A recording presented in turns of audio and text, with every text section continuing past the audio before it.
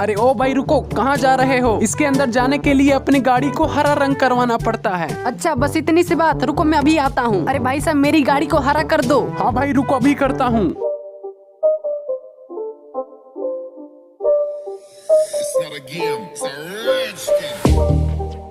मेरी गाड़ी कलर हो रही है, तब तक आप लोग इस वीडियो को लाइक और चैनल को सब्सक्राइब कर लो। अब मेरी गाड़ी तैयार हो चुकी है, अब मैं उस सैनिक को बताता हूँ। ओ भाई साहब अब तो मैं जा सकता हूँ ना अंदर? हाँ भाई अब तुम जा सकते हो अंदर।